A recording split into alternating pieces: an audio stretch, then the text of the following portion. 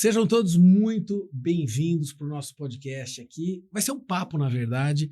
Eu convidei um amigo, né, sócio, o Joeval Martins, o professor Joeval. E, pessoal, vai ser um ambiente onde a gente vai discutir, a gente vai falar a respeito de um produto que nós estamos lançando. Nós já validamos esse produto e é o Margem e Mercado, onde a gente vai casar dois pilares, duas vertentes. A gente vai falar sobre finanças corporativas, a importância da gente saber, da gente entender os números, mas ao mesmo tempo também a gente vai falar de mercado, como que a gente negocia, como que a gente gera valor, como que a gente agrega valor para o nosso cliente final, como que a gente gera experiência para o nosso cliente. Ou seja, é um combo do hard e do soft skill. Então, estou aqui com o Joeval. Joeval, seja muito bem-vindo para esse papo aqui. Como é que você está? Obrigado, Thiago. É um prazer estar aqui contigo. Para mim, um momento, é o ápice da nossa carreira quando alguém nos convida para falar daquilo que a gente acredita, que a gente domina e que a gente exerce no nosso dia a dia. Eu, como professor que sou como você, Thiago, eu aprendi o seguinte: quando a gente junta duas mentes e trata de assuntos complementares, o resultado pessoal que vai nos assistir é impecável. Eu não falo que é perfeito, que não existe perfeição, mas eu posso dizer que é impecável.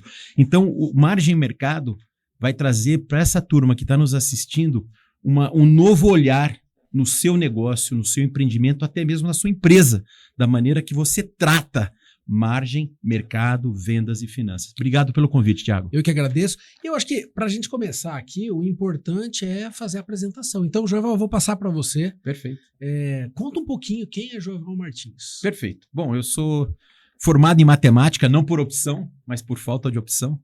E na minha época, quando eu fui estudar, a única opção que existia na PUC Campinas, no noturno, que tinha total afinidade comigo, era matemática. Então, fui fazer matemática. Quando você faz uma universidade, isso aí fica para o pessoal que está estudando também, né? Quando você faz uma carreira universitária que não é do seu agrado, você tem que voltar para uma pós-graduação. Por isso, a escolha da sua primeira opção é muito importante. Passei pelos bancos da SPM, fiz uma pós-graduação em marketing na ESPM. Depois disso, eu viajei para os Estados Unidos, e quando você é educado no segundo idioma, é mágico, né? Então, eu passei pela Wharton School, onde eu fui fazer finanças e marketing dentro da Wharton School. Durante a pandemia, eu fiz o meu mestrado em inovação e negócios digitais. Sou professor do IBEXT, sou coordenador de um curso de marketing e vendas com inteligência artificial para o profissional do futuro. Passei pela FGV.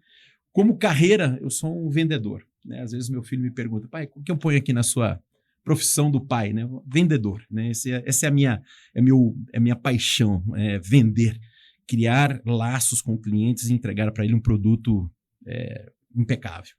E passei por empresas como Motorola, Accenture, HCL Software, D-Link. Então, tenho uma carreira de vendas em tecnologia muito grande. E agora, trilhando uma carreira de educação corporativa, que você sempre foi meu incentivador. Então, muito obrigado bom. Mais uma vez por ser essa faísca também na minha carreira, Thiago. Legal, muito bom. Então é isso, pessoal. Deixa eu me apresentar também para que vocês possam me conhecer. Então, eu sou o Thiago Tossi. A minha formação é engenharia de computação, fiz engenharia de computação. Eu falo que como início de carreira, que foi importante para mim. Depois eu fiz um MBA em marketing, finanças, né, nos bancos ali do IBMEC, da GV. Em 2011 eu fui para Harvard estudar inovação e ambidestria. Então, como que a gente consegue olhar com uma visão ambidestra para o negócio? Ou seja, como que eu rodo o core business, um negócio nosso, mas ao mesmo tempo como que a gente traz inovação para dentro desse jogo. Fiz um mestrado também em economia na Fundação Getúlio Vargas. E do ponto de vista corporativo, passei por grandes empresas onde nós trabalhamos juntos, na Motorola, passei pela Câmbio Networks, pela Vivo, Brasil Telecom. Então tive uma vivência aí no começo, principalmente no começo da carreira, muito focado em telecomunicações. E hoje eu estou muito focado na parte de educação corporativa. Então já faz aí uma década que eu estou com educação corporativa. E eu falo o seguinte, né, Joeval, que a gente transforma CPFs. Exato. Transforma vidas. Empresas contratam a gente, mas a gente transforma a CPF. A gente faz a mudança na pessoa que está lá na ponta. E, obviamente, que isso reverbera na empresa, né? Mas a gente muda pessoas, né? E eu passei, assim, eu falo que foi uma epifania, né? Foi um negócio, um start que aconteceu. Quando eu estava em Harvard, eu desenvolvi uma técnica, uma metodologia chamada BFT, ou BFT, que é o Business Focus Training. Eu sei que o nome em inglês é meio... Mas significa, o treinamento ou a capacitação focada no negócio. Então, como que a gente consegue levar para o ambiente corporativo, para as pessoas que estão ali, algo muito leve e didático? Então, assim, é levar a técnica, é levar a teoria, mas ao mesmo tempo, como que a gente conecta isso numa prática? Eu não gosto muito também da palavra treinamento ou curso. Eu falo que a gente vive uma oficina. Exatamente. E aí o pessoal colocou uma máscara de oficina chamando de workshop. O nome que você quiser. Workshop, oficina. Mas é algo prático. E a gente conseguiu fazer isso, graças a Deus, muito bem feito. E tem dado excelentes resultados aí, principalmente nas empresas e as pessoas que passam com a gente, né? E se você me permite, claro. Thiago, conhecendo um pouquinho do BFT, nessa jornada que a gente está caminhando juntos agora, eu que passei por várias metodologias de vendas, posso falar alguma delas aqui, né? Spin Selling, Conceptual Selling, Strategic Selling, gerenciamento de altas contas, de alto valor, etc, etc. São metodologias maravilhosas, principalmente aquelas de quem eu sou discípulo, que é do Miller e Hyman, que, na minha opinião, são dois autores maravilhosos de metodologias de venda. Porém, essas metodologias, pela minha experiência, não se adequam, não se enquadram em qualquer empresa. Né? São empresas que têm um ciclo de vida relativamente grande. Quando eu falo grande, eu falo de 8 a 12 meses de ciclo de venda. E nem sempre o Conceptual Selling e o Strategic Selling se encaixam, por exemplo, numa venda varejo. Uma empresa de varejo, onde tem alta rotatividade. Imagina uma empresa de fast fashion. Vamos pegar uma Zara, uma C&A, uma Renner, que troca a cada semana de coleção. Como que você aplica essas metodologias? Então, acho que a grande vantagem, e acho que foi uma grande sacada sua, trazer o BFT, porque o BFT se enquadra, se encaixa na demanda e na necessidade do cliente daquele momento. Exato. E a estratégia hoje em dia, principalmente no Brasil, a estratégia hoje, eu falo para os meus alunos e falo também para as pessoas que trabalham comigo, é uma fotografia do momento. Então, se eu pensar hoje numa estratégia de 5 anos, já comecei errando. Já estou errado. Então, o BFT, na minha visão, ele traz uma fotografia do momento, daquela necessidade, para vencer e ter êxito no ano corrente. Estamos em 26. É isso aí. O que eu preciso fazer para ser exitoso em 26? Quais são as minhas demandas? Quais são os meus gaps? Soft e hard. E como que eu corrijo isso no tempo? Então, aqui o meu kudos para você, porque foi uma sacada maravilhosa, porque você pode utilizar qualquer estratégia, qualquer metodologia que a gente está mostrando aqui, dentro da demanda do cliente, até próprio MEDIC, né, que eu recentemente fui também certificado em MEDIC. De que maneira que eu aplico isso no momento da empresa? Explica um pouquinho para o pessoal, o que é MEDIC, rapidamente. Assim. MEDIC é você trazer para o cliente uma fotografia das métricas, dos tomadores de decisão, como que eu faço a chegada nesses atores de tomada de decisão e quais são os KPIs que eu tenho que cumprir para atingir aquela meta. Então, o MEDIC traz essa clareza até a ponto de você identificar quem que é o tomador de decisão financeiro e quem que é o cara aliado para ajudar você a cumprir com esse objetivo. Então, o MEDIC traz esse olhar principalmente de médio e longo prazo. Porque se você cumprir com aqueles KPIs e você organizar a sua vida, a sua jornada de venda dentro daquele framework, você certamente vai ter êxito. Então, como que eu aplico isso no dia a dia das empresas? Então, a fotografia do momento e o Business Focus Training traz essa clareza para o cliente. Fantástico. E eu costumo olhar sempre, principalmente para o cliente onde sangra mais. Né? Então, se você pegar em uma empresa, qualquer empresa, né? Onde sangra mais e o que sangra antes nessas empresas? Primeiro, o cliente. Perfeito. Então, o cliente começa a entender que talvez você não tenha um posicionamento mais que o atenda, a sua monetização não está tão rápida quanto imaginava, ou o seu serviço não está cumprindo mais com o papel. Como que eu pivoto, quais são os KPIs que eu tenho que cumprir, como que eu ataco esses caras. E a gente vai ver isso, principalmente no margem de mercado. No margem de mercado a gente vai mostrar como finanças se adequa, casa-se perfeitamente com vendas, e como que a gente entrega isso aí no final do dia. E é interessante, Eval, porque eu percebo que muita gente às vezes negligencia, seja um empreendedor, seja uma pessoa que trabalha numa empresa, porque aqui a gente está falando com todo mundo, né? Seja com a pessoa que já tem um negócio ou que está querendo empreender, seja uma pessoa que trabalha na área, dentro de uma área, no ambiente corporativo. As pessoas às vezes olham muito só para uma vertente e esquecem o outro lado, por exemplo, ou olham só para o financeiro, mas esquecem também de olhar para o cliente. Olham só para o cliente, mas esquecem. E como a gente precisa fazer essa junção? Essa é a ideia do margem de mercado. E nesse bate-papo, eu falo que o bate-papo que nós vamos ter aqui, nós vamos trazer alguns insights, pessoal, para vocês sentirem, para vocês terem um pouquinho do cheiro do que é que vai ser entregue ali, quais são os temas que a gente vai trazer, que a gente vai discutir, quais são os exercícios que a gente vai colocar em prática, né? Exatamente. Vamos começar pelo um primeiro tema, Joval. Vamos lá. Por que as empresas quebram? Vamos falar. Eu vou começar com você. Era para eu começar falando aqui da parte de finanças, mas eu quero saber o seguinte, Joval. Quando a gente olha para a experiência do cliente, quão importante isso é? Será que a gente está olhando para a jornada dele? A gente está cuidando desse processo fim a fim? A gente olha só para os touch points? A gente vai usar algumas palavrinhas aqui em inglês, pessoal, mas daí a gente vai ajustando, vai ajustando. Parando as áreas. Quando a gente olha para uma experiência, veja você, por exemplo, que vende coisas, ou você como cliente, como consumidor. O que são esses touch points? São pontos de contato. Quando você entra em contato com uma empresa, você pode ir call center, é um touch point. Fala com o vendedor, é um touch point. O site é um touch point. O app é um touch point. Uma coisa é olhar para pontos de contato isolados. Outra coisa é você olhar para a jornada como um todo. E a grande pergunta é, será que estamos olhando para a jornada como um todo e quão importante é a experiência do cliente nesse processo? Perfeito, Thiago. Eu vou compartilhar uma história real da minha carreira, onde eu aprendi a importância dos 3 movimentos, ou os 3 sales motions que existem hoje para você fazer uma venda. Primeiro, a prospecção. Legal. Né? Prospecção é importante. Quem não prospecta não vende. E a prospecção, ela é cruel. Cruel. Você vai receber milhares de não. 99% não. 99,9% de não e 0,1% de sim.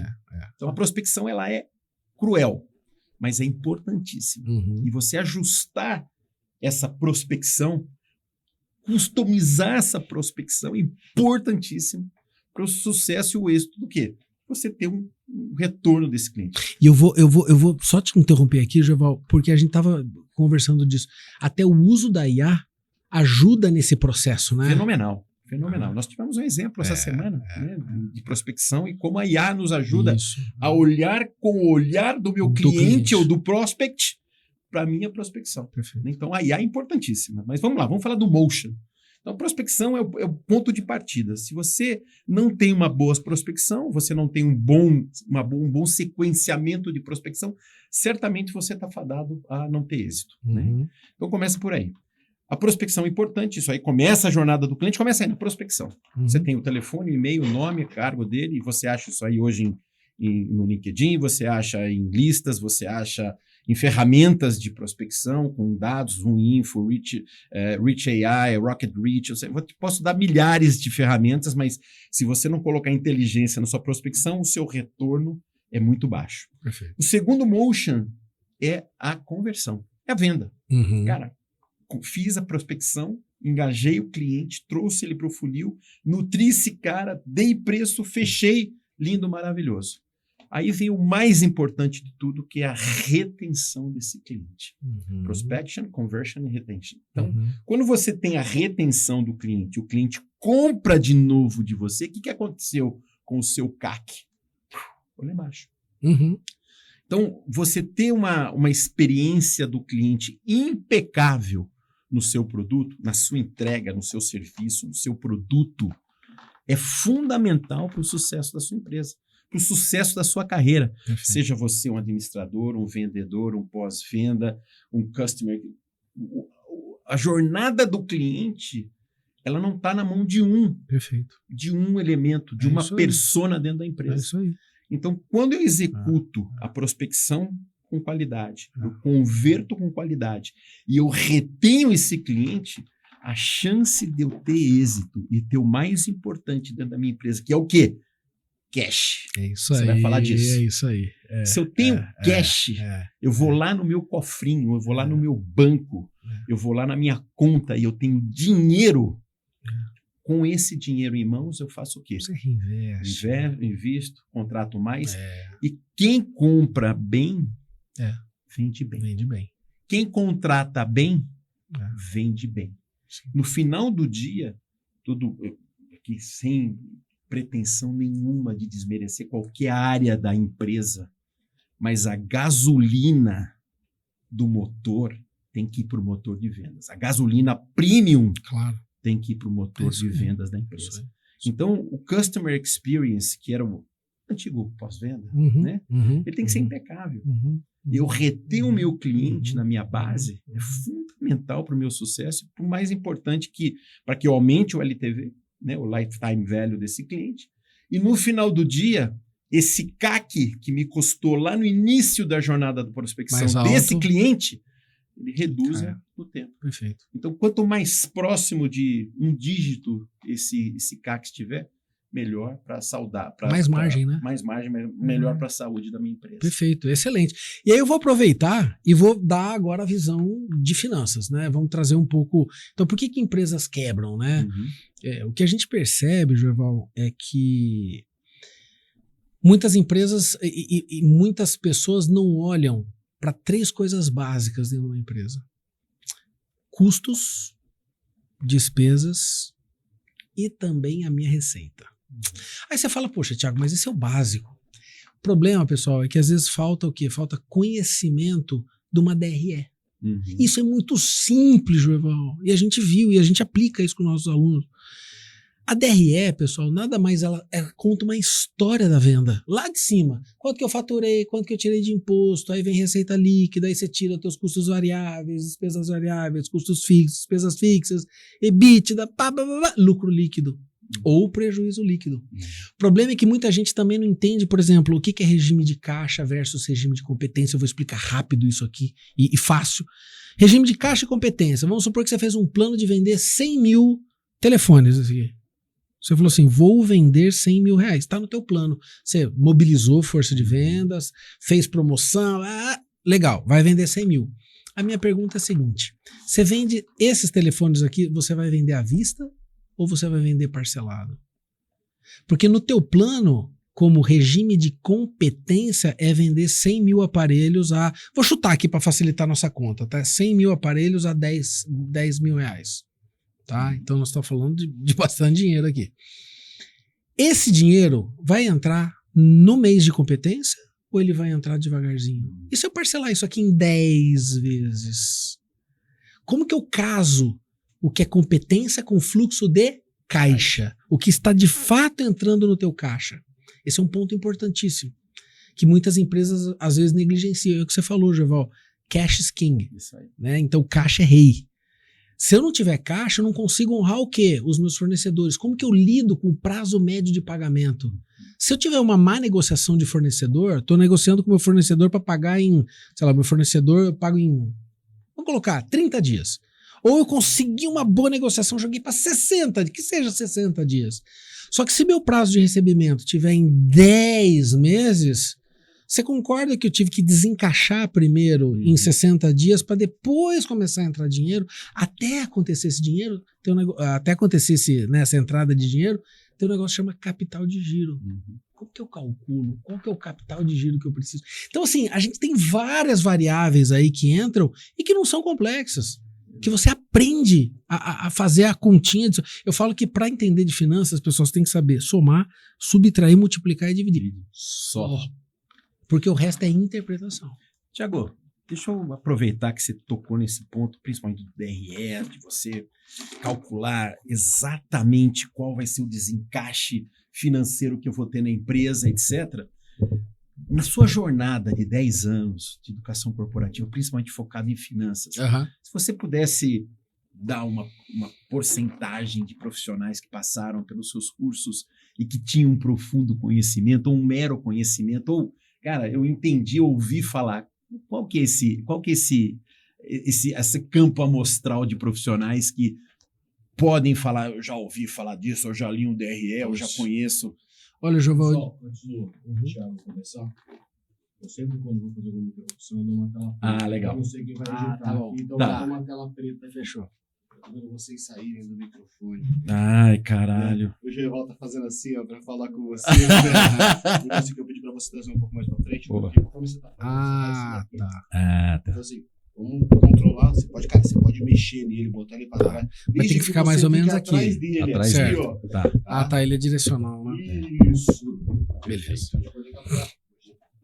Mas você acha que prejudicou alguma coisa? Não, eu aumentei o ganho lá, mas é só pra gente.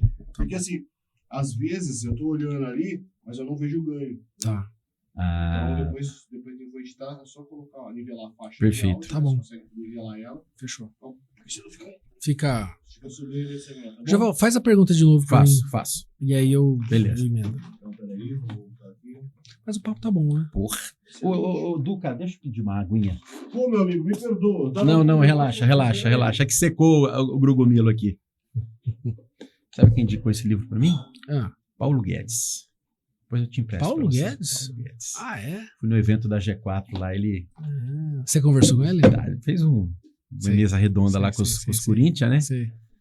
Aí eu perguntei assim pro Paulo Guedes. Paulo, Dr. Paulo, né? Que ele é PhD, né? Dr. Paulo, onde os executivos hoje pecam na tomada de decisão? É falta de dado? Cara, dado tem, ferramenta tem, gente tem, planilheiro tem. Judgment. Eu vou te dar um livro para você ler, você compra na Amazon, não tem em português, você tem que comprar. How Winning Leaders Make Great Calls. Isso aqui, você não precisa de dados, cara, isso aqui é você saber tomar uma decisão baseada em judgment. Você pega os seus melhores caras, joga dentro de uma sala, pede para eles que, olha, me dá o dado aqui. Quem que é quem, qual preso. Aí o seu judgment, que você tem que exercitar todo dia. E ele falou que a liderança, ela é isolada, ela é só, ela é perversa. E todo aí ele traz o caso do cara da GE, daquela Carly Fiorona da Fiorona da HP. Traz os casos. Você leu o livro? Tô acabando. Falta mais 20 páginas aqui.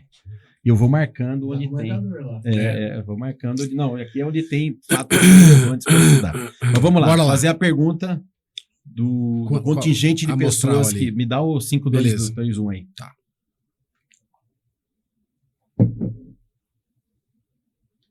Tiago, aproveitando esse papo de DRE, caixa, fluxo de caixa, nessa sua jornada como profissional da educação corporativa, em termos de porcentagem, qual que é o combo de pessoas que você já lecionou, que você ensinou, que realmente tem um relativo bom conhecimento de finanças, que consegue ler um DRE e tomar decisão em cima dele? Excelente pergunta.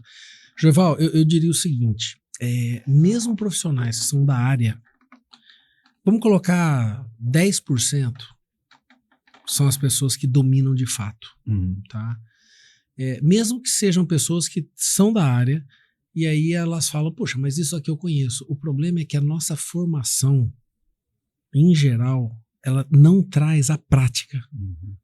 Então, por exemplo, o cara conhecer de contabilidade, mas na teoria é uma coisa, o cara conhecer de contabilidade na prática é outra. O cara entender como que toca uma empresa, na teoria é uma coisa, na prática é outra. Então, esse é o grande ponto que eu acho que é a virada de chave que a gente traz, é a prática junto com a teoria, ou seja, como que a gente casa as duas coisas e traz uma visão gerencial. Esse é o grande ponto. Perfeito. Mas eu diria que 10-90. Deixa eu complementar em cima disso também, Tiago. Qual que é a importância? Isso aí a gente tem que contar para as pessoas que estarão em nosso módulo, principalmente quando a gente vai falar de margem e mercado, né?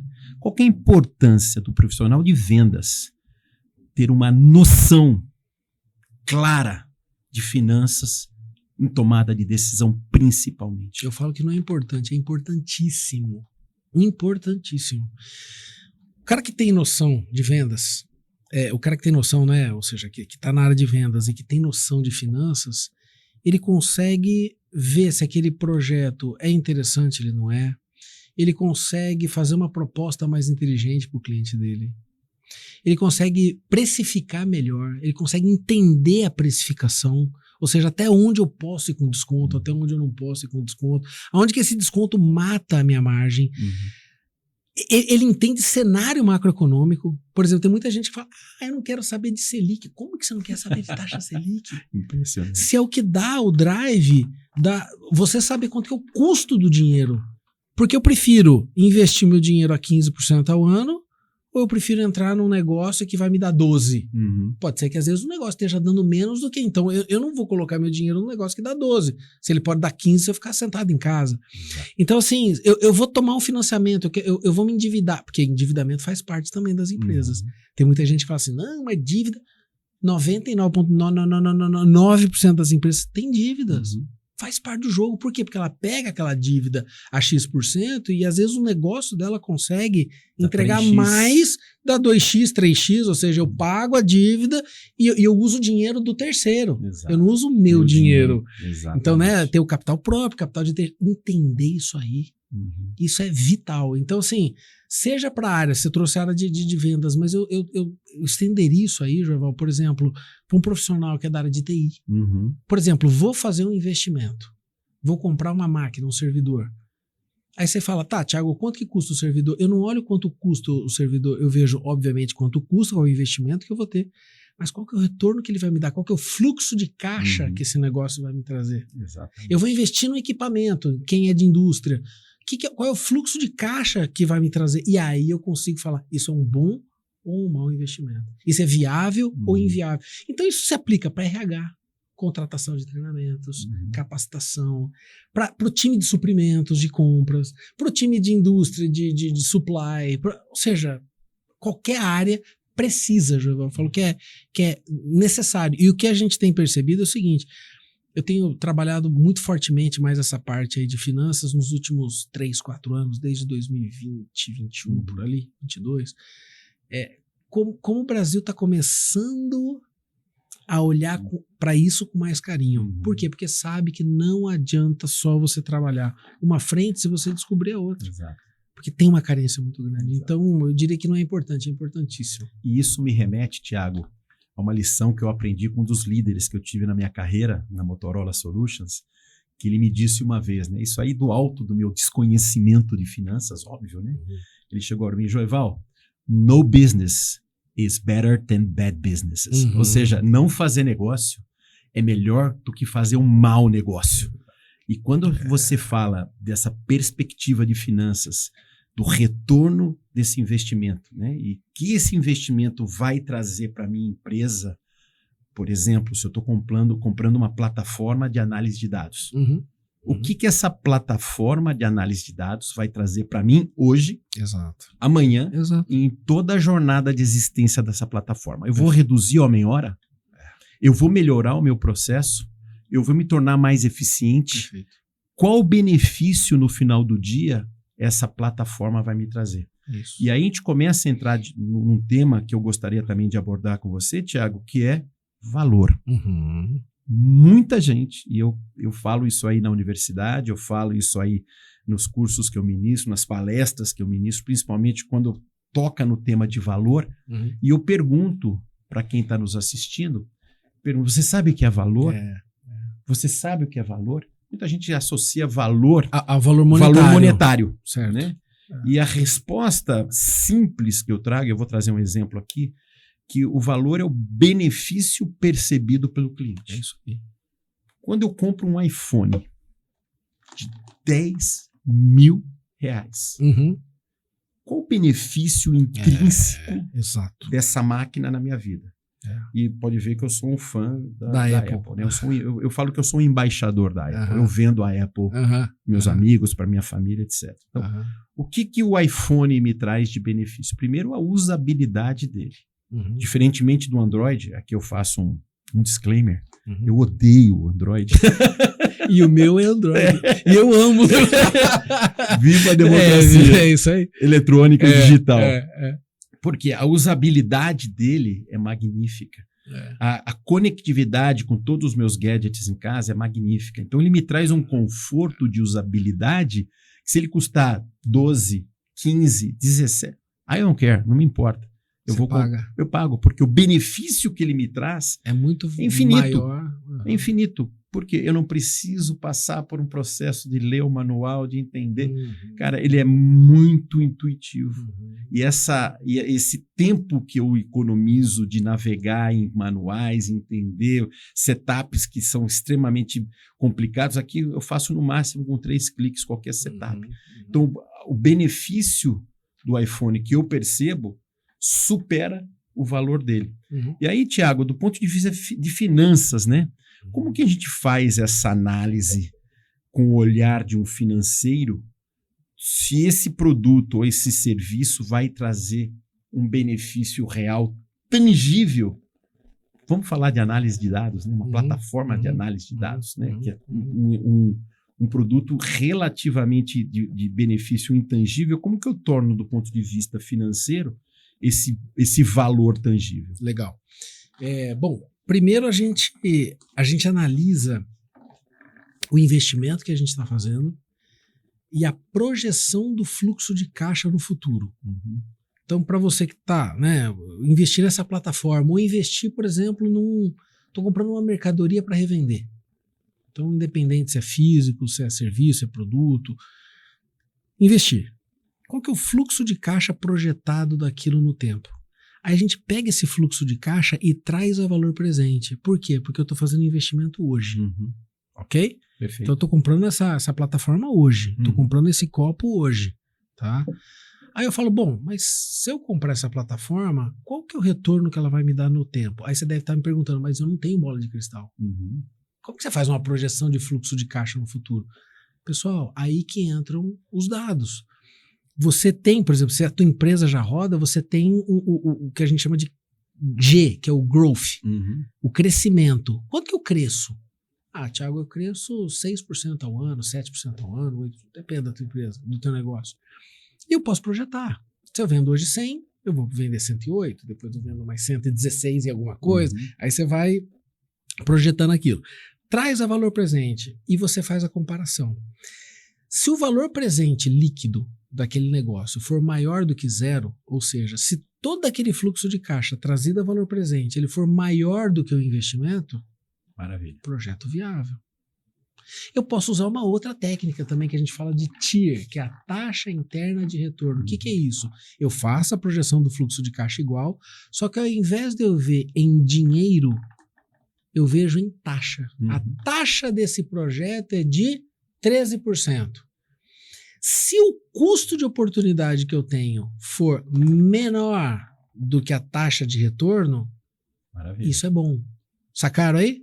Então, olha lá, projetei a taxa de interna de retorno. Vamos supor que a taxa Selic hoje de 15%, tá? Estamos falando aqui em 15% ao ano. Se o projeto retornar para mim 18%, top. Por quê? Porque ele está cobrindo o custo de oportunidade que eu teria de colocar meu dinheiro. Então também é um outro jeito. A gente pode analisar isso, Joval, pelo prisma de tempo, chama payback. Então agora eu não olho mais nem para o valor e nem para a taxa, não comparo mais taxa, eu comparo prazo. Imagina que você está na tua empresa e a diretoria falou, olha, eu topo, o CFO da empresa falou assim, eu topo bancar o projeto, só que ele precisa retornar em 3 anos. Eu estou falando do quê? De uma métrica de payback. Não tô falando mais de taxa interna de retorno e nem de VPL. O cara quer tempo. Ó, Thiago, não pode passar de 3 anos a construção de uma fábrica, ela tem que ser paga em 3 anos. Você faz essa projeção. Se o teu payback der menor do que o prazo que ele estipulou, top. Ele deu 3, você respondeu em 2 anos e 2 meses, tá ótimo, né? O problema é se ele extrapola. Então, esses pontos, obviamente que a gente tem outras maneiras, por exemplo, ROI, que é o Return on Equity, que é o retorno sobre o patrimônio líquido, que a gente compara em cima do patrimônio do capital próprio. Tem o ROIC, que é o capital investido. Então, assim, a gente vai para vários lugares, mas esse é só um pouquinho do que a gente também explica ali de como fazer esses cálculos, né? De como que a gente vê valor do ponto de vista monetário. Perfeito, perfeito. E uma dúvida também, Thiago, que sempre aparece em nossas conversas de sala de aula, conversas internas nas nossas empresas, etc, que é o seguinte: como eu precifico o meu produto? É bom, isso é... Como saímos do valor, Tá. e agora eu estou falando de precificação. Como que eu olho para o mercado e cobro igual, eu olho para o meu concorrente e cobro menos, Perfeito. eu olho para algum similar e tento fazer uma similaridade e puxo o preço um pouquinho para baixo, então eu fico abaixo do meu concorrente e abaixo daquilo que eu paguei, que é o custo do meu produto. Ou seja, Joia. o que você pode trazer para a mesa para essas pessoas que estarão conosco em termos de precificação e da importância da precificação, Thiago? Vou olhar na câmera. Aprendam markup. A calcular markup. Ah, mas Thiago, o que é? Você aprende a calcular markup em 20 minutos, 30 minutos. O que é isso? Quando você... Eu vou dar um exemplo mais simples aqui de um produto, tá? Vamos supor, Joval, que você queira vender copo. Ok? Aí você vai lá e vai importar esse copo. Você tem um importador chinês, você importou esse copo aqui por R$20. Tudo bem? Aí você fala, mas eu vou vender por quanto no mercado? Geralmente as pessoas usam uma técnica que é o Competitor Based Pricing. O que é isso? É a precificação baseada na concorrência. Competitor Based Pricing. Só que se você fizer isso, aí você olha pro teu competidor do lado, ele tá você comprou por 20, hein? Aí o erro das pessoas é o seguinte: vou colocar 50% de margem. Aí de R$20 ele vai vender isso por quanto? Por 30. Que ele faz essa conta errada, tá? Eu não posso fazer isso. Eu não posso pegar 20 e falar assim, vou botar 50% e vou vender isso aqui por 30, porque o cara ali do lado tá vendendo a 32. Então eu vou ficar mais... Pode ser que esse 50 aqui esteja dando menos alguma coisa. E você esteja perdendo dinheiro. Por quê, pessoal? Porque existem custos invisíveis. Boa, Thiago. É esse o ponto que eu queria fazer. Custos e despesas invisíveis. Por exemplo, você tá com um negócio na tua casa. Tô trazendo para o empreendedor pequeno aqui, só para a gente ser didático. Aí você foi lá, comprou esse copo, e aí você tá fazendo as vendas online, você tá no teu espaço físico, e aí o cara fala, bom, quais são os meus custos? R$20 do copo, o que mais que eu tenho? Mão de obra. Ah, mas não tem mão de obra? Não, mão de obra para vender, talvez, né? Não tenho. Não tem. Pago a plataforma lá do Mercado Livre. Mercado Livre, perfeito. E aí ele vai lá, e a partir daí... Aí ele calcula o imposto que ele vai ter que, né? Ele emite as notas e tal, e ele precifica. Só que ele esquece o seguinte: aquele espaço físico que ele tá usando na casa dele. Tem um custo, né? Ele tá na casa dele. Tem um custo, energia elétrica. Aí você fala, não, mas ele tá na casa dele. E daí? Quanto custa isso? É um business, porque se ele não tivesse ali, ele estaria no espaço físico, no escritório. E custa. Estaria gastando R$200 de energia? É R$200, você tem que botar na ponta do lápis. Internet, mais... Ah, mas eu pago 5 mil de aluguel, mas eu não uso a casa inteira. Ok, então rateado, quanto você usa daquela casa? R$500, então coloque aí. Exato. 500 de aluguel, 250 não sei o quê, mais a internet, mais... Quando você coloca, você aprende a montar o teu markup e aí você bota a tua margem de lucro. Em cima de tudo isso aqui que eu tenho, eu ainda quero 20%, 25%, perfeito. Aí você coloca a tua margem. A partir daí sai um númerozinho que chama markup. E é no markup que daí eu pego o custo do meu produto, da minha mercadoria vendida ou do meu serviço, e aí eu vou fazer o cálculo de quanto que eu vou vender. E às vezes pode ser que este copo de 20 vire R$42. Aí você fala, puxa, mas Thiago, R$42 para eu ter uma margem de 20%? Sim. Por quê? Porque tem um monte de custos e despesas que estão ali embutidas que você não enxerga. Então, eu diria o seguinte, olhar para o mercado é importante, mas antes de eu entrar num negócio ou revisitar a minha estrutura de precificação, é olhar para o concorrente e às vezes tem muito empresário que nem entra no negócio. Porque ele fala, bom, se aquele cara tá fazendo por 30, mas os meus custos fazem eu vender por 42, será que se eu for pro mercado a 42, eu vou conseguir vender se o cara tá me vendendo E aí, pessoal, esse é o grande ponto que aqui eu vou jogar a bola para você também, João. Uma coisa é vender commodity. Se eu vender esse copo aqui, ó, todo trabalhadinho, e o cara compra do mesmo fabricante, se aquele cara vende a 30 e eu vendo a 42, você prefere comprar de quem, João? O coração e o bolso vai falar. Porque é uma commodity. Exato, o que muda? É vidro, é a mesma coisa. Agora, como que eu posso agregar valor a isso aqui? Perfeito. Será que tem alguma experiência? Será que eu entrego aí sim talvez eu possa cobrar mais. A gente estava dando exemplo do sorvete, né? Que a gente fala, você vai a uma sorveteria, eu nem vou citar nomes aqui, mas padrão mais alto, às vezes um copinho de, sei lá, 20 gramas de sorvete sai R$30, R$32, R$33. Desse aí, 38 para ser preciso. Desse aí, 38. E você paga. Paga. Aí eu te pergunto assim, se você for olhar pro insumo, poxa, tem uma bela de uma margem ali. Mas por que você paga? Esse é o grande ponto. Ou seja, por que você está disposto a pagar por aquilo? Você fala, pô, Thiago, mas é uma commodity? Já não é uma commodity porque o cara não está concorrendo. Qual a qualidade do produto dele? Qual que é a experiência que ele leva? Starbucks é um exemplo claro, típico. Café. O cara paga no café, sei lá, num copo de café, R$13. Sendo que ele poderia pagar na padaria R$4,50, R$5. Mas por que ele paga R$13? E eu vou te contar uma experiência que eu vi essa semana. Eu vi essa semana no YouTube. Fizeram uma experiência de entrega de um produto de altíssimo valor agregado de luxo. Um relógio Rolex.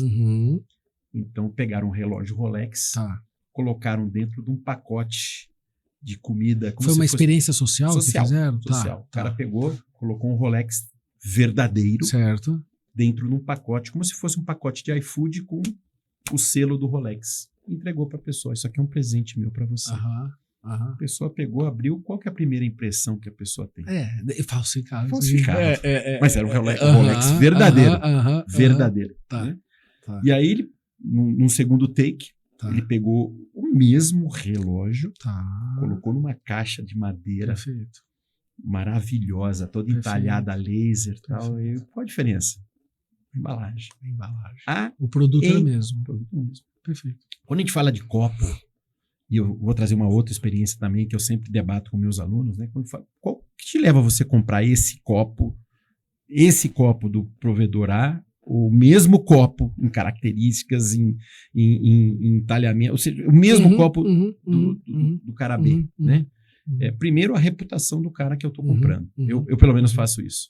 A reputação do cara. Eu prefiro pagar mais baseado na reputação do cara que está vendendo. Seja uma reputação social, seja uma reputação de estrelinhas, de experiências que outros clientes tiveram, mas eu prefiro pagar mais pela reputação do cara. Perfeito. Segundo lugar, a embalagem. Como que esse copo vem? Será que ele, no momento da verdade, né? The moment of truth, né? Eu investi o meu dinheiro. Como que é a embalagem desse produto? Né? É importantíssimo, principalmente se for dar de presente. Esse é um copo que você não usa, entre aspas, em casa. Normalmente você dá de presente para alguém um copo desse. Né? E eu fiz uma experiência também com meus alunos. Né? Imagina um produtor de sal.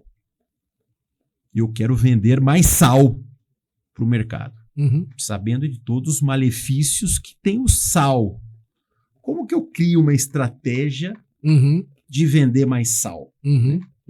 Cara, eu amo a teoria e a metodologia do get out of the building. Sai do prédio. Vai lá, né? Vai lá. Escuta o cara. Vai lá escutar o cara. Né? E você anda hoje, 2026, nos corredores do mercado, quantos tipos de sal você tem hoje no mercado? Uma infinidade. O que faz você comprar, você não comprar o sal de R$3,50 o quilo para comprar o flor do sal de 12. De R$12 que vem numa latinha que vem com 250 gramas. Perfeito. Quando eu falo de posicionamento, isso a gente vai falar no nosso curso também, Thiago. Nessa capacitação que a gente vai entregar, que é uma mistura de um evento gastronômico, ali já dando um spoiler, com aprendizado de finanças e vendas, eu vou mostrar para essas pessoas como que eu crio novas categorias de produto premium que eu levo essas pessoas a pagarem, ao invés de R$3 o quilo, pagarem R$12 por 250 gramas da flor do sal. Fleur de sal. Você tem um francês melhor que o meu, né? Então, Thiago, eu falo muito da precificação, do posicionamento, e o posicionamento de produto, de criar novas categorias é importantíssimo. Eu vou trazer aqui uma nova experiência também que está acontecendo comigo recentemente, né? Eu conheci algumas marcas de camisetas recentemente, né? A gente pode falar aqui da Minimal, da Insider, da Reserva, e vamos falar da Hering, né? O que uma Insider, uma Minimal, uma Reserva entrega que a Hering não entrega? O que faz você usar o pica-pau? O que você faz usar o I no quadradinho aqui? A Minimal acho que nem coloca. Ou jacarezinho. Ou jacarezinho, né? Vamos falar do jacarezinho também, né? O que leva a você escolher essas marcas em detrimento de outras? O que a Hering entrega? O que a Hering não entrega que a Reserva, a Insider e a Minimal entregam, né? E veja, a Hering e a Reserva têm lojas físicas. Você pode ir lá, encostar, tocar o produto, entender e experimentar. A Minimal Insider, por hora, não conheço lojas físicas deles. E mesmo assim, gente compra a camiseta. Acreditando, né? Paga 3 dígitos na camiseta, preço reserva, tá? O preço da Insider e da Minimal são preços iguais da Reserva. Mas o que levam essas pessoas a comprarem esses produtos, né? Na verdade, são testemunhos de influenciadores que trazem a marca, né? Então, você pegar o pessoal da G4 está usando. Prova social. Prova social. O Flow faz propaganda. O Maurício Meirelles faz propaganda. O Alfredo Soares recebe lá da Insider camisetas deles. Então, essa prova social é importantíssimo, principalmente quando a gente cria as alavancas e os gatilhos, né, mentais para a pessoa comprar, que a gente vai explorar também na nossa capacitação. O que faz essas pessoas fidelizarem com essas marcas, né? O que faz incrementar a retenção desses caras com essa marca, né? Então, o importante de a gente trazer isso aí é para a gente olhar de que maneira que a gente faz esse cliente ficar conosco. E aí, Thiago, eu devolvo para você do ponto de vista financeiro, né? Pega uma pessoa que tem como eu, por exemplo, que tem uma retenção imensa no momento de tomar a decisão de compra. Quais são os gatilhos financeiros, ou quais são os influenciadores financeiros que podem ou não fazer a pessoa tomar a decisão ou não de comprar aquele produto? Assim, o que eu vejo é que ali vem muito uma questão, principalmente quando a gente fala no B2B, né? Vamos falar de negócio para negócio, tá? É puramente qual é o retorno que eu vou ter naquilo. Retorno financeiro ou emocional? Aí que tá. A gente pode ir para essas duas, né? Exatamente. Falando em finanças, financeiro, né? Ou seja, eu estou investindo nesse negócio aqui. Qual é o retorno que eu vou ter? Ou seja, isso se paga. Essa conta, essa primeira conta. Então, é a viabilidade desse projeto, né? Agora, você estava falando, Gerval, e voltando um pouquinho na casa ali da questão de Customer Experience, né? De falando um pouquinho de experiência do cliente. Eu estava lendo um relatório da PwC que estava perguntando, assim, fizeram algumas perguntas em relação a quão importante é a experiência do cliente numa decisão de compra. Quando você vai tomar uma decisão de compra, quão importante é? No mundo inteiro, o Brasil é o país que mais se importa com a experiência de compra. 89% das pessoas que responderam disseram, eu me importo. O Japão é 31%. Uau! E por que isso? Porque tudo funciona. Não é que o cara não goste da experiência, é porque tudo funciona. Então, assim, ele não é sensível, perdeu a sensibilidade. Você falou, mas eu vou estender um tapete. Você falou, mas eu já tenho. Mas eu vou colocar luzes, piscar, mas eu já tenho. Eu vou te entregar em Eu 15 vou te dias. entregar em 15 dias, mas eu já tenho. Em 15 minutos. Em 15 minutos, em 15 segundos, mas eu já tenho. Já tenho. A gente carece disso. Então, primeiro ponto, isso é um ponto que eu queria destacar aqui para as pessoas. Como que eu consigo, olhando para esse público, e não é só o brasileiro não, é o latino-americano em geral, fica na casa de 82 na média, tá? O Brasil é o maior, 89%, mas você tem México com 87%, Argentina, etc e tal. Muito bom. Fizeram uma outra pesquisa nesse reporte. A pergunta foi o seguinte: se a experiência do cliente é importante, o que faz você pagar um prêmio a mais? Que é a pergunta tua, ou seja, o que faz a decisão de compra? O que faz eu pagar um premium, né? Que a gente chama esse valorzinho a mais. É pagar no sorvete R$38 num negocinho pequenininho, é você pagar num café R$15, R$18 num... E as pessoas responderam várias coisas. Tem várias... Tem lá a atmosfera da empresa, diversão, marca, valor da marca e tal. E no quadrante superior, ou seja, onde os caras pagam mais, tem 4 coisinhas. Primeiro, eficiência, conveniência, serviço amigável. Olha aí. Tá lá. Eficiência, conveniência, friendly service, serviço amigável e easy payment. Olha aí. Facilidade de pagamento. São 4 coisas principais. As outras, obviamente, contam. Ou seja, trabalhar com uma empresa que é responsável socialmente, conta também. Só que não é o que faz a diferença. Entendi. E a grande pergunta que eu faço é o seguinte: como que a gente consegue ser mais... A gente trabalha muito isso no Margem Mercado, que é essa coisa do... Como que eu consigo ser mais eficiente no meu business? Como que eu consigo ser mais conveniente? Como que eu entrego uma experiência melhor para o meu cliente? Como que eu faço... Como que eu crio essa facilidade de pagamento sem matar o meu caixa? Esse é o grande ponto. Entendi. É ou não é? É, sem dúvida. Porque você fala assim, tá bom, eu vou flexibilizar, vou parcelar em 20. Você pode parcelar em 20, senão você vai ficar sem caixa. É verdade. Acabamos de falar disso aí agora. Então, assim, como que eu caso essas coisas? E esse é o grande segredo, né? Achar esse ponto aí de intersecção. Exato. E aí, Thiago, um ponto que eu acho importantíssimo, principalmente para o profissional de vendas, né? Como que você faz essa interseção, né, de entendimento de vendas, de margem, de mercado, de fluxo de caixa e como isso melhora a visão do profissional. Totalmente. Porque você acaba ganhando uma independência, entre aspas, do seu financeiro, porque às vezes não fazer esse negócio é mais inteligente. É mais inteligente do que fazer um mau negócio. E eu me lembro, esse mesmo mentor que eu comentei aqui, que no business is better than bad business, né? Ele chegou ao ponto de me dizer assim: Joeval, talvez esse cliente não tenha um perfil para ser cliente desta empresa. Ele não quer pagar pelo valor que a gente está aportando e ancorando para a empresa dele. Então, cara, o não é o melhor caminho para a gente ter com esse cliente. Entender isso aí. Né? Perfeito. Joeval, a gente já está meio que avançando aqui para os minutos finais, né, desse papo que poderia ficar horas. Aqui, nem né? me diga, Thiago, nem me diga. Mas eu queria até fazer uma provocação para você.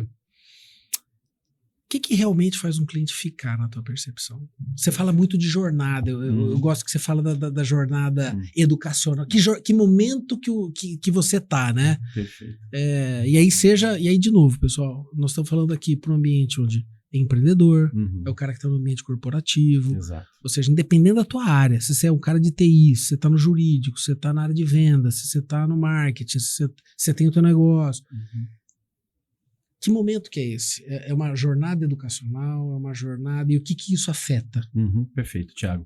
Eu vou trazer 2 exemplos aqui. Né? Vou pegar... A gente está vivendo agora o momento da análise de dados. Né? O momento da inteligência de dados. Eu que saiba, né? que eu tenho entregue de aula e capacitação. Exato. A gente está vivendo esse boom de análise de dados. E... Infelizmente, na América Latina, nós ainda estamos engatinhando em tomar decisões baseadas em dados. Por quê? Primeiro que ninguém aprendeu na universidade como analisar dados. Ninguém aprendeu na universidade, ninguém aprendeu nos bancos das escolas sobre qualidade de dados. Se você perguntar para os executivos Você confia nos seus dados? 90% acho que fala que não, né? Fala que não. É. Eu falo, e como você toma a decisão baseada em dados? Guts. Tem lá, tem lá o cara do Excel, chama o cara do Excel, puxa lá dados do seu CRM, do seu Tableau, da sua base de dados, de clientes. Você traz dados, joga no Excel, faz um proxy, PROC-V, combina milhares de planilhas sem homem-hora de trabalho. Sem homens-hora de trabalho. E aí você tem lá uma planilha que vai te dar uma visão relativamente próxima daquilo que você precisa. E aí sim ele usa o guts e o judgment para tomar decisão. Mas se ele não tem judgment nem guts, ele vai tomar uma péssima decisão. Vai errar. Então, nesse momento que a gente está engatinhando em análise de dados, eu digo que a gente não está numa jornada de vendas, a gente está numa jornada educacional. Eu, como um profissional de vender plataformas de análise de dados, quem quer que seja que esteja nos assistindo, eu sou um profissional que eu vendo uma solução de análise de dados, eu vendo uma solução de banco de dados, eu vendo uma solução que tem um valor intangível ainda para o meu cliente. Ele não consegue mensurar na cabeça dele a demanda, a necessidade, porque ele tem um batalhão de pessoas hoje gerando informação e jogando em Excel, que ninguém sabe que versão que está. Ele tem lá o guru do Excel e esse cara traz os dados. Então, para ele, está resolvido o problema. Então, a necessidade dele, a demanda dele de análise de dados, eu tenho que falar, cara, você vai incrementar a eficiência, o seu homem-hora, o consumo de homem-hora para tomar e coletar esses dados vai reduzir em 70%. Você vai ter uma plataforma que no final do dia vai te entregar um dashboard, já com business intelligence na ponta, onde você vai apertar um botão. Você, executivo, tomador de decisão, você vai apertar um botão e você vai ter a decisão na tela do seu computador. Aí, até você chegar nesse momento, você tem que educar o seu cliente, você tem que descobrir junto com ele quais são as dores que ele está sofrendo. E às vezes ele nem conhece as dores. Perfeito. Você tem que fazer um discovery de dores desse cliente. Então, essa é uma jornada educacional gigantesca. E que o tempo é maior, né? Ou seja, 8 a 12 meses mínimo. Projetos da América Latina nesse segmento, onde você tem vários atores tomando decisão, porque depende de onde você começa a sua prospecção, se é top-down ou bottom-up, cara, é 8 a 12 meses mínimo. É coisa, né? Agora, se você está numa venda, numa jornada de venda, seu produto é conhecido, a sua marca é conhecida, o cliente tem a dor, eu preciso comprar um banco de dados e atualizar a minha base.